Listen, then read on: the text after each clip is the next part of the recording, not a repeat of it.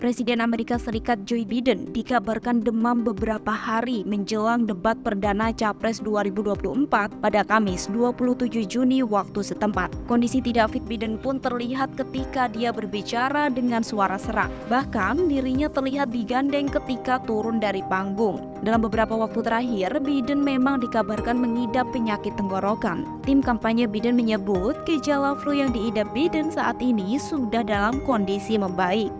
Dealing with everything we have to do with, look, if we finally beat Medicare,